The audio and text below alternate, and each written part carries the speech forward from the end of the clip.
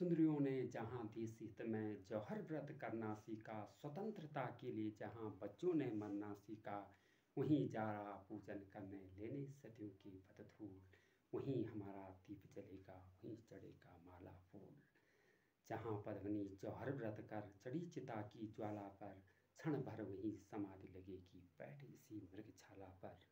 नहीं रही वह चिता, भस्म तो होगा उस रानी का, पड़ा कहीं न कहीं होगा ही पद चिन्ह महारानी का। श्याम नारायण पांडे जी की ये पंक्तियाँ उजागर करती हैं उस महारानी के शौर्य को, जिसने अपने वर्चस्व के लिए राष्ट्रीय एकता को दरकिनार कर रहे देशवासियों को एकता के सूत्र में पिरोया भी और उन्हें प्रेरित भी किया। जी हाँ, मैं बात कर रहा हूँ सिंहल द्वीप के राजा राजगंधर्व की सुकन्या पद्मावती चित्तौड़ के महाराज रतन सिंह की रानी थी। राघव व्यास नाम के एक दरबारी की सेवाओं से असंतुष्ट होकर जब रतन सिंह ने उसे बाहर निकाल दिया तो राघव व्यास अलाउद्दीन खिलजी के पास पहुंचा और सुल्तान को पद्मावती के सौंदर्य की प्रशंसा करते हुए बोला, वजीरे जहां अपूर्व हुस्न की मल्लिका पद्मावती तो वास्तव में दिल्ली सल्तनत की मल्लिका जहां के काबिल थी। पद्मावती के सौंदर्य पर मोहित अलाउद्दीन खिलजी ने चित्तौड़ पर आक्रमण कर दिया, पर उसे असफलता हाथ लगी। उसने रानी को दर्पण में देखने की इच्छा जाहिर की।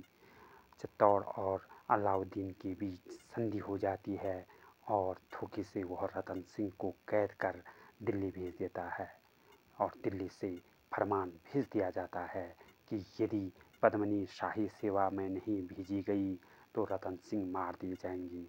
राजनीति में माहिर पद्मावती असंतुष्ट सेनापति गौरा को मनाने में सफल रही और योजना के मुताबिक 700 डोलों के साथ पद्मावती की आने की सूचना दिल्ली भेज दी गई और पद्मावती को एक बार रतन सिंह से मिलने देने की गुजारिश की गई।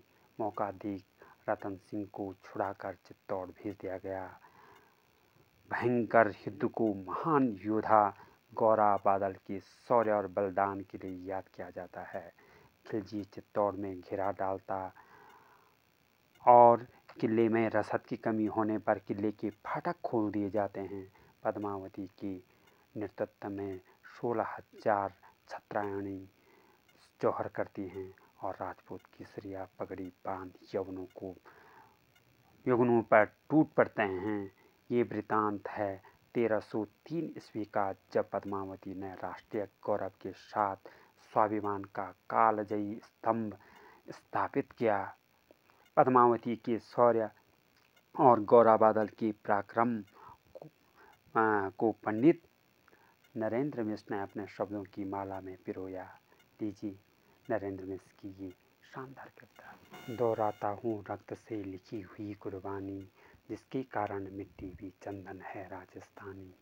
रावल रत्न सिंह को छल से कैद किया खिलजी ने, काल गई मित्रों से मिलकर दाग किया खिलजी ने।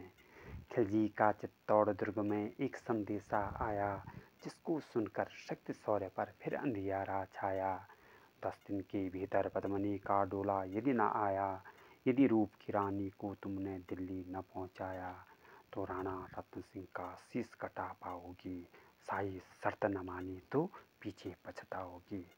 दारुण संवाद लहर सा दौड़ गया रण में, यह बिजली की तरह छितर से फैल गया अंबर में।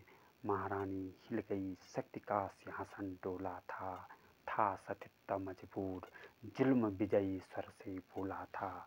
रुष्ट हुए बैठे थे गौरा रणधीर, जिससे भय करती थी रण में खिलजी की शमशीर। अन्य अनेकों मेवाड़ी योद्धा रण छोड़ गए थे, रत्न सिंह के संग नीर से नाता तोड़ गए थे। पर रानी ने प्रथम वीर गौरा को खोज निकाला, बन बन भटक रहा था मन में तिरस्कार की ज्वाला। गौरा से पद्मनी ने पैगाम सुनाया, पर वीरता का अपमानित ज्वार नहीं मिट पाया। बोला मैं तो तुच्छ हूँ, राजनीति क्या जानूँ, निर्वासित हूँ राजमुकुट की हद कैसे पहचानूँ। बोली पद्मनी समय नहीं है वीर हट करने का, अगर धरा की आन मिट गई तो घाव नहीं भरने का। दिल्ली गई पद्मिनी तो पीछे पछताओगी, जीते जी राजपूती कुल को दाग लगा जाओगी। राणा ने जो कहा किया वो माफ करो सेनानी, यह कहकर गौरा के कदमों पर झुकी पद्मिनी रानी। यह क्या करती हो गौरा पीछे हट बोला, और राजपूती गरिमा का फिर धधक उठा था शोला। महारानी हो तुम सिसोदिया कुल की जगदम्बा हो, प्राण प्रतिष्ठा एक लिंग की ज्योति अग्निगंधा हो। जब तक गौरा के कंधों पर दुर्जय शीश रहेगा, महाकाल से भी राणा का मस्तक नहीं कटेगा। तुम निश्चिंत रहो महलों में देखो समर भवानी, और खिलजी देखेगा केसरिया तलवारों का पानी। राणा के सकुशल आने तक गौरा नहीं मरेगा, एक पहर तक सर कटने पर धड़ युद्ध करेगा। एक लिंग की शपथ राणा वापस आएंगे, महाकाल की घोर प्रवंजन भी न रोक पाएंगे। शब्द शब्द मेवाड़ी सेनापति का था तूफानी, शंकर के डमरू में जैसी जागेगी वीर भवानी। जिसके कारण मिट्टी भी चंदन है राजस्थानी, दोहराता हूँ सुनो रक्त से लिखी हुई कुर्बानी। मृत्यु तो वह कटु सत्य है, फिर भी मृत्यु का भय बड़ा घातक